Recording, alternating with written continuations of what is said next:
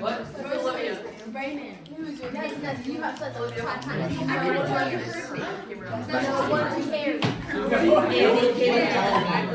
problem is you can't. She just No, walked in I and just no one cares. Not Mr. Smith. Other than you. Okay, here we go. Here we go.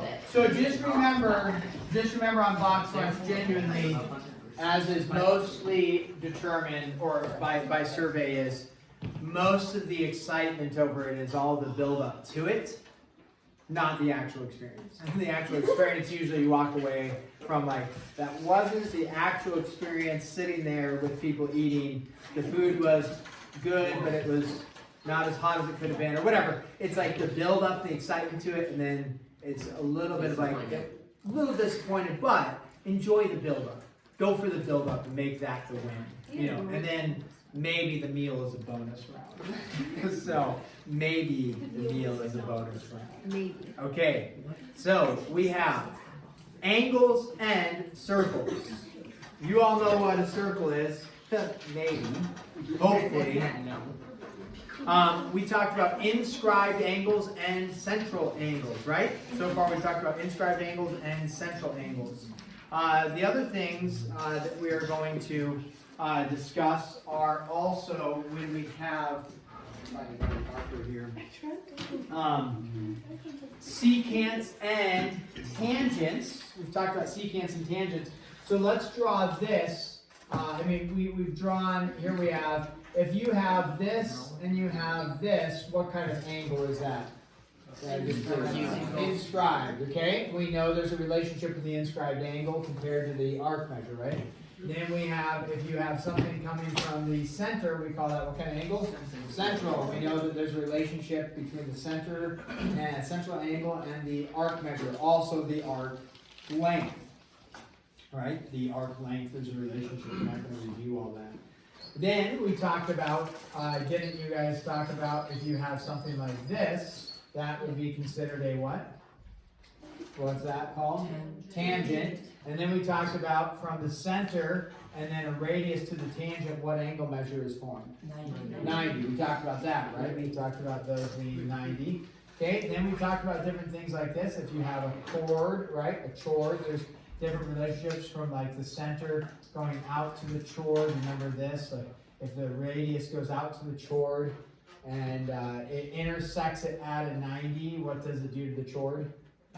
Bisects it, cuts in half. So these are all things that we've learned, right? So now we're going to have this theorem, a new theorem that says, hey, what happens if you have a chord and a tangent? So we have a tangent here like this, and then like a chord that comes down like that, okay? So it states for us the measure of an angle formed by a tangent and a secant. Now a secant just means it goes through, doesn't have endpoints, but it still forms like a chord, right? So a chord and a secant kind of work together, same concept, right? Except a chord, it's endpoints, has endpoints, it's a segment, and a secant just keeps going through. But it says if you have the angle formed by a tangent and a secant, so here's your tangent, here's your secant, the angle measure, we'll call that theta right there, okay, is at the point of tangency. So point of tangency means the point where the tangent line goes and connects to the circle. That's the point of tangency. Is, okay, 1/2 the measure of its intercepted arc. So if this theta is equal to 1/2 the measure of the intercepted arc, and so let's just give a numerical example. If this was 150, let's say, for this arc measure, if that was 150, then theta is going to be half of that. So it's kind of like the same thing as what? And then we learn that that's an inscribed angle, right? Where it's half the measure. So in this case, same thing. The theta is half of the intercepted arc. Alpha would be half of whatever this is, right? And that would make sense is that if this is 150, what's this arc measure right there? If this is 150, this would be 210. 210. Yeah, 210. Nice. Okay, and so then alpha would be equal to half of 210, and therefore it would be equal to 105. And what do you notice about 75 and 105 that equal how many degrees? 180. 180. Yeah, there you go. So that's a little theorem that we learn now with angles and circles. That's another one. Okay, now let's talk about this. The measure of an angle formed by two secants. So here's your next one. So let's do two secants here. We have a secant here and a secant here. Okay. The measure of an angle formed by two secants that intersect in the interior of a circle. So do we have two secants intersecting in the interior of a circle? Yes, those are two secants. Those aren't tangents, okay? And then it says the measure of the angle from the intersection. So we call that 1, let's say, angle 1. Then we know that the measure is equal to, okay, 1/2 the sum of the measures of the intercepting arcs. So angle 1 is equal to 1/2 the sum of the measure of the intercepting arcs. So I haven't given us a numerical example. I could give letters, but let's just do a numerical example you can go back to. So the intercepting arc, so if we're looking at angle 1, the arc measures that we're looking at is not from here over to here, right? It's not that arc measure. Angle 1 is looking at which arc measure?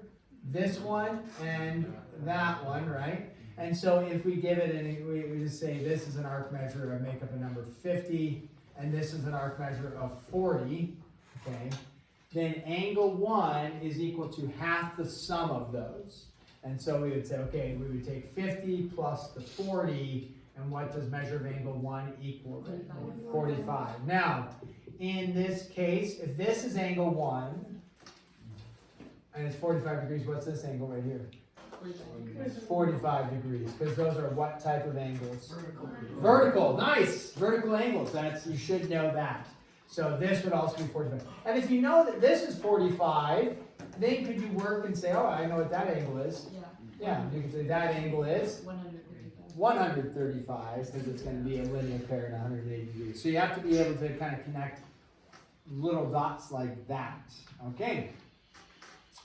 So that's another theorem for you. So again, you'll have to memorize, you'll need to memorize, half the measure, same measure, half the sum of the measures. Is there a lot to start to piece together and remember? Oh yeah, a lot. A lot. Here we go. The next theorem is the measure of an angle formed by two secants that intersect in the exterior. All right, so if you have two secants intersecting in the exterior, there we go.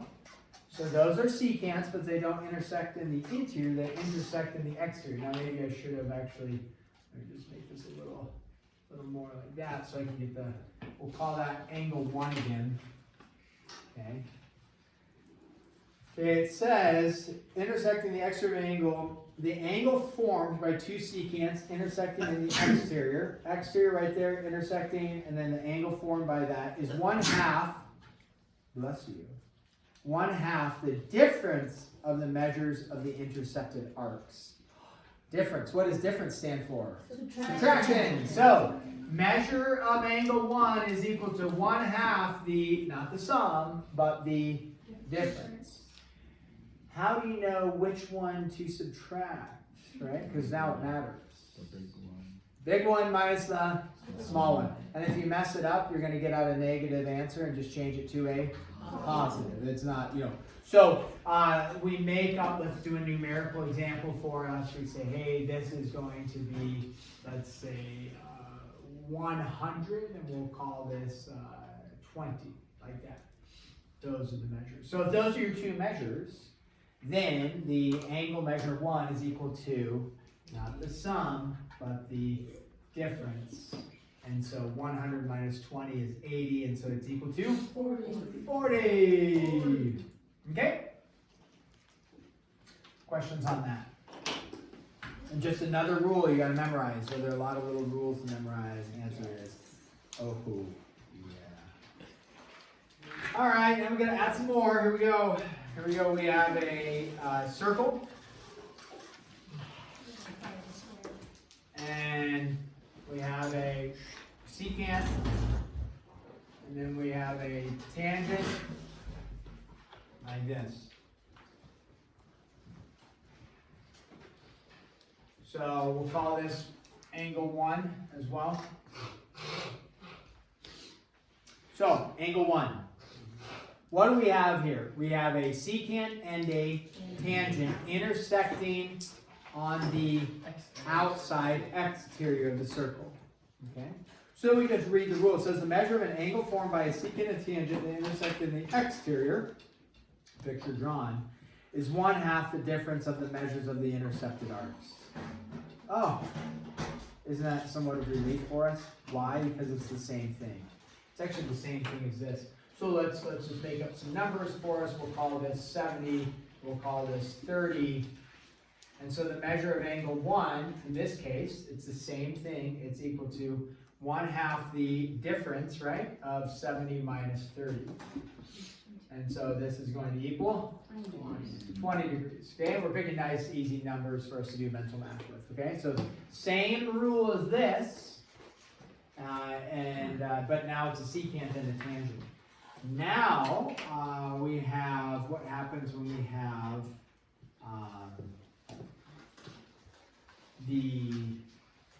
so we have a secant and a tangent. Now what happens when we have, let's go with this, 2 tangents. Make sure I'm drawing these like this. And then I have 2 tangents. We'll call this angle 1 again. Keep it going. Now you have 2 tangents, so a rule is going to apply. 1 is going to be equal to, okay, so the measure of an angle formed by the intersection of 2 tangents is 1/2 the difference in the measures of the intercepted arcs. Relief for us again. Why?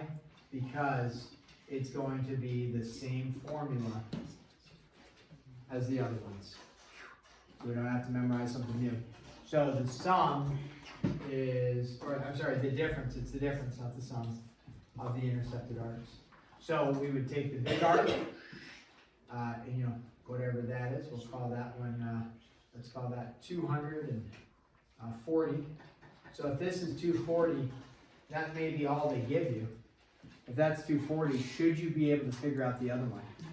Yeah, why should you be able to figure out the other one? Over here, I had to give you something because, I was making up the numbers here. If I make up 240, I'm going to say, it's like 240. Should you be able to figure out what this is? Yeah, why is it 120? 360 minus 240. So that would be a case that you should be able to figure out information even if it's not given to you. The 70 and the 30 here, you had to, you couldn't deduce anything. If this was 70, you couldn't say, oh, that's 30 by subtracting stuff. All right. So then this would be 240 minus 120, and then the angle measure would be equal to 60. Okay.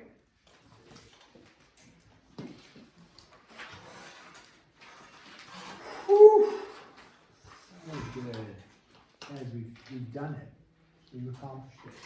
Okay, so now let's just put a little bit of this into practice. I'm going to erase this, so you got to remember, right? You got to remember your formulas. Half the measure when you see this, sum of the measures by half, and then a bunch of subtraction of the measures, right?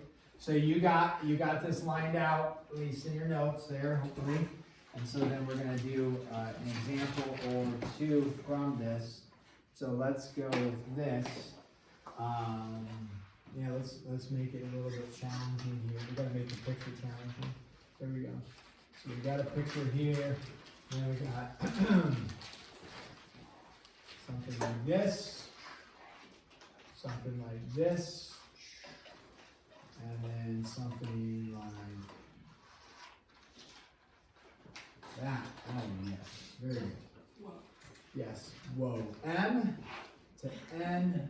Call that T. Call this 59 degrees, call this 45 degrees, we'll call that S right there, and then we'll call this R right here, we'll call this 17 degrees right there, and we'll call this Q right here, and that one's going to be P. I think I've got everything labeled. And so from this, we want to find the measure of angle MTS equals something, and then from this as well, we want to find the measure of arc QS. Arc QS. There we go. All right. Does it look a little more complicated than all the other pictures we've been drawing? You bet, because we just added more lines, right? But, as we discussed the other day, yesterday, right? Can you take, I know you're drawing the picture right now, take and eliminate one of the lines and consider what you're looking at, right? Or eliminate two of the lines, or whatever. Maybe don't eliminate the circle. Now, it's easy for me to just erase with my finger and then redraw the line, but you can take time to do that with your pencil, or draw two pictures, or mentally work through it. But if you think about it, I just for a second, if I cover up this line there, and I'm only looking at the two top ones, what am I looking at? Two secants that intersect in the interior, right? And then you're like, oh, okay, we did something like that. Or you erase this one, maybe mentally or physically, and now you're looking at two secants that intersect in the exterior. And then you're like, okay, two secants that intersect in the exterior, right? And so then you can try to work through it that way. Let me redraw this back in. Okay, work with your support team around you. I think that's all the information you need to be able to find this. Again, it's not some like extreme problem that I've just given you. It just looks a little complicated, but I think we can do it.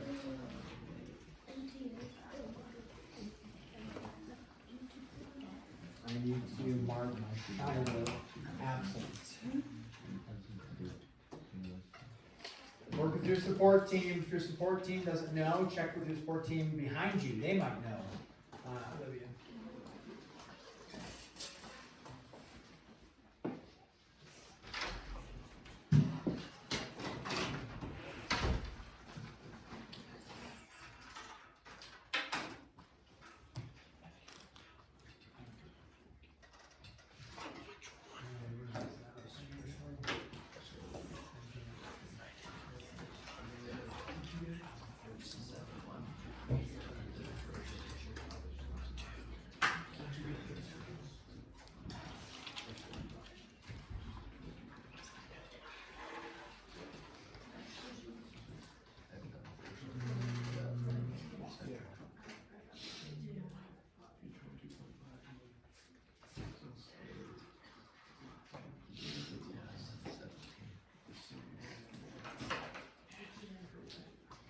Okay? So let's check this out. We want to find angle what? M to T to S. Okay? What we know then is we're looking at M to T to S. We are looking at the two secants intersecting on the inside of the circle. You go to your formula. What's the formula state for that? 1/2 the, is it the difference or the sum? Sum. So this is going to be equal to 1/2 the sum of 59 plus 45, right? That was what it gave us. So what does that equal? 52 degrees. 52 degrees? Anybody else confirm that? Yeah, okay, we got a few hands going up. All right, 52 degrees. Question or just a confirmation? Confirmation on that. Okay, so 52 degrees. Then the next one is QS, right? Make sure we have this one correct. So QS, that's arc QS, which means this arc right here. Okay. Sometimes what you can do is, rather than dealing with necessarily two letters, you could assign this a value of x as well. Like that is this x, so you only have one variable in there that you're trying to find x, meaning that arc measure. So if you're trying to find x, does that have anything to do with this secant line going through? Probably not, right? So again, that's where maybe you draw two pictures, maybe you just erase it, whatever, and you look and you're like, okay, now I'm looking at what is x, and I have two secants in the exterior, And therefore I go over to here, and what do I know? The angle measure here is equal to the difference of the arcs. Now, when we do this, it's equal to 1/2 the difference of the arcs. Now, we just identified that QS we are going to call S, right? Well, when we look at that, we state then, how do I know if it's 59 minus X or X minus 59? It doesn't matter in the sense of if you get a negative answer, just turn it into a positive, right? And so, but visually looking at it, which one would be the larger? 59.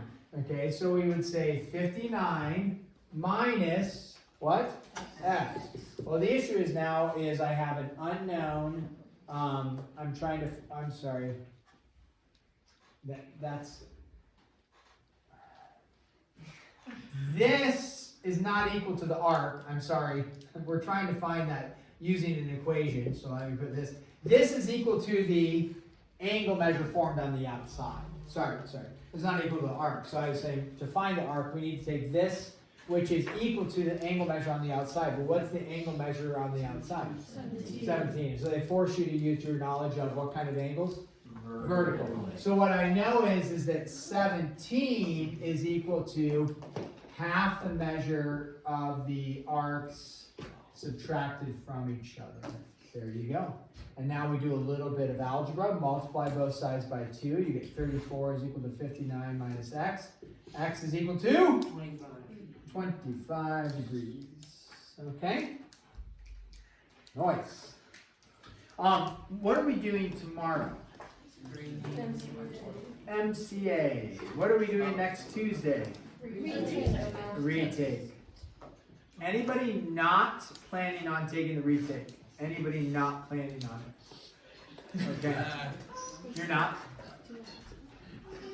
Okay. No problem. There's no judgment. Okay. Lots of judgment. Maybe judgment from your fellow compadres. Okay. So I'm going to assign some homework. Is 8.5 going to be on the MCA? No. Only 8.1 through 8 what? 4. So, but for 8.5, so you can get started on it, we will do. Yeah, that's actually fine. I like that. So this is going to be page 412, numbers 1 through. Let's go with 1 through 2. Is that right?